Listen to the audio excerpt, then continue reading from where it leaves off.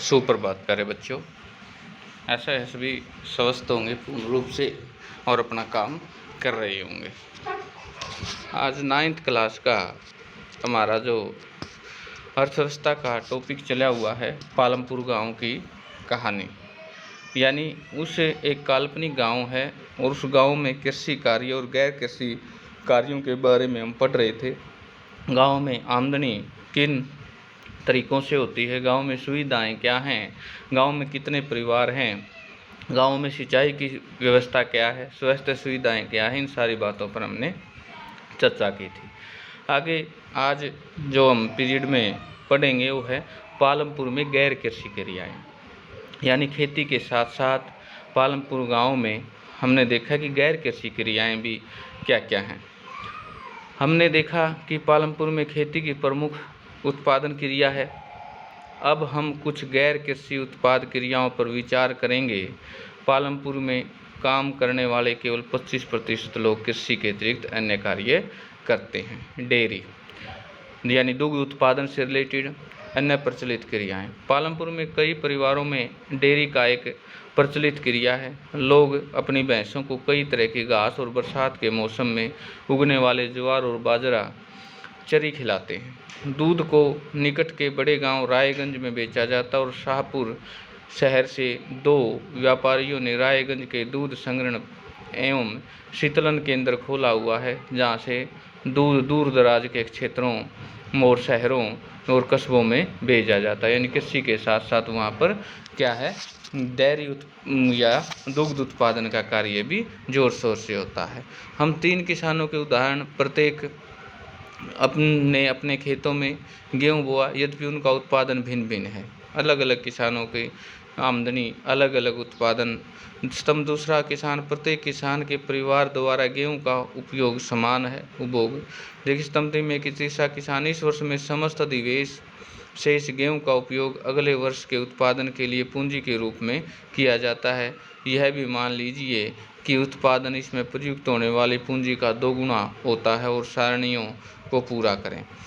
अब है पालमपुर में लघु क्षत्रिय विनिर्माण का एक उदाहरण। यानी वहाँ पर छोटे छोटे उद्योग भी स्थापित हो रहे हैं घरों के अंदरों। क्या हैं, इस समय पालमपुर में 50 से कम लोग विनिर्माण कार्यों में लगे हैं। शहर और कस्बों में बड़ी फैक्ट्रियों में होने वाले विनिर्माण के विपरीत पालमपुर में विनिर्माण बहुत सरल उत्पादन विधियों का प्रयोग होता है और उन्हें छोटे पैमाने पर ही किया जाता है। विनिर्माण कार्य पारिवारिक श्रम की सहायता से अधिकतर घरों या खेतों में किया जाता है। श्रमिकों को कभी कभार किराए पर लिया जाता है। यानी जब श्रमिकों की ज़रूरत होती है तो उनको रख लिया जाता है। यहाँ पर 2 व्यक्तियों की कहानी है अलग अलग। एक की इनकम कैसे आती है, दूसरे की कैसे। मिश्री लाल की कहानी। मिश्री लाल ने गन्ना पेरने वाली एक मशीन खरीदी जो बिजली से चलती है। उसे अपने खेत में लगाया। पहले गन्नों को पेरने का काम बैलों की मदद से किया जाता था, अब लोग इसे मशीनों से करना पसंद करते हैं और मिश्री लाल दूसरे किसानों से भी गन्ना खरीद कर उससे गुड़ बनाता है। गुड़ को फिर शाहपुर के व्यापारियों में भेजा जाता है और इस प्रक्रिया में मिश्री लाल थोड़ा सा लाभ कमा लेता है। दूसरा है करीम की कहानी। करीम के गांव में एक कंप्यूटर केंद्र खोल लिया। हाल के वर्षों में कई विद्यार्थी शाहपुर शहर के कॉलेज जाने लगे।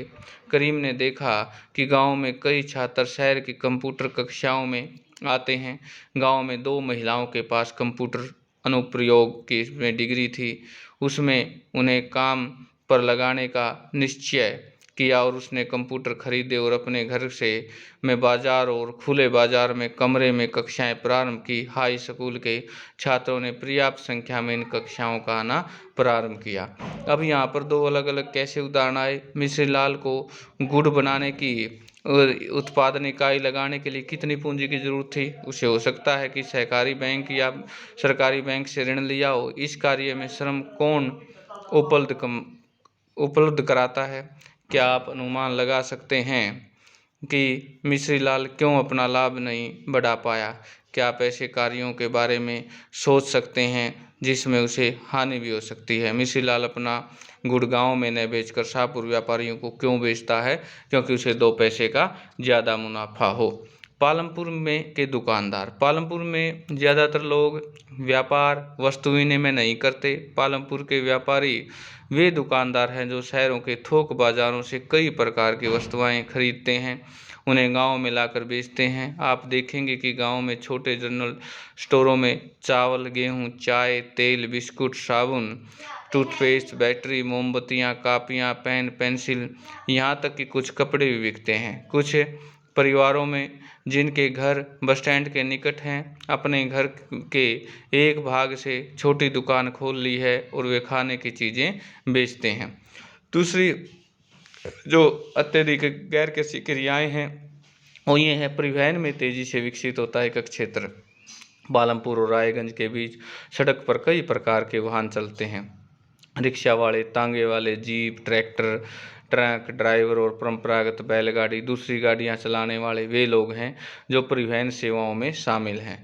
वे लोगों की वस्तुओं को एक जगह से दूसरी जगह पहुंचाते हैं और इसके बदले उन्हें पैसे मिलते हैं। गत कई वर्षों में परिवहन से जुड़े लोगों की संख्या बहुत बढ़ गई है। किशोरों की कहानी। किशोर एक खेती और मजदूर है। किशोर की अन्य एक श्रमिकों में की भांति किशोर अपनी मजदूरी से अपने घर परिवार की आवश्यकताएं पूरी करने में कठिनाई होती है। कुछ वर्ष पहले किशोर ने बैंक में कर्ज लिया और यह एक सरकारी कार्यक्रम के अंतर्गत था जिसमें भूमिगत निर्धन परिवारों के सस्ते कर्ज लिए जा रहे थे और किशोर ने इस पैसे में से एक भैंस खरीदी और भैंस का दूध बेचता है। उसे अपनी भैंसा गाड़ी भी बना ली जिससे कई प्रकार के सामान ले जाता और सप्ताह में एक दिन वह गंगा के किनारे कुम्हार के लिए मिट्टी लेकर आता और कभी कभी वह गुड़ और अन्य वस्तुओं को लेकर शाहपुर जाता है और हर एक महीने में उसे परिवहन संबंधित न तो कोई काम मिल जाता है और परिणाम स्वरूप किशोर पिछले वर्षों की तुलना में अब अधिक कमाने लगा है। किशोर की स्थायी पूंजी क्या है? वो भैंस या उसका भैंसा गाड़ी। क्या सोच सकते हैं उसकी कार्यशील पूंजी कितनी होगी और किशोर कितनी उत्पादन क्रियाओं में लगा हुआ है? क्या किशोर पालमपुर की अच्छी सड़कों का लाभ ले रहा है? तो यहाँ पर जो पूरा का पूरा लेसन है वो कंप्लीट हो गया। इसका सारांश इस प्रकार से है। गाँव में खेती के मुख्य उत्पादक क्रिया। पिछले वर्षों में खेती की विविधताओं में कई महत्वपूर्ण परिवर्तन हुए। इनकी वजह से किसान उतनी ही भूमि में अधिक फसल पैदा करने लगा। वह एक महत्वपूर्ण उपलब्धि क्योंकि भूमि स्थायी तथा दुर्लभ थी। उत्पादन बढ़ाने के लिए भूमि की अन्य प्राकृतिक संसाधनों में बहुत अधिक दबाव पड़ा। खेती के लिए नई विधियों के लिए भूमि, यानी सारे का सारे लेसन का सारांश ये है कि इस प्रकार से खेती के साथ साथ अन्य क्रियाओं में गांव के लोग लगे हुए हैं और संपूर्ण इस लेसन का जो प्रश्न अभ्यास है उसको आप कंप्लीट नोटबुक में करेंगे। आशा ये सारी चीज़ें आपको समझ में आ रही होंगी और आप इसकी संपूर्ण एक्सरसाइज नोटबुक में लिखेंगे और फिर जब भी आपको बोला जाए मेरे पर्सनल व्हाट्सएप नंबर पर अपनी नोटबुक को आप भेजने का कष्ट करें ताकि मुझे पता लगे। और इन परीक्षा की दृष्टि से भी महत्वपूर्ण है और ये हमारे नॉलेज के लिए भी महत्वपूर्ण है। तो आज के लिए इतना ही, धन्यवाद। तो इस प्रकार से आप इसको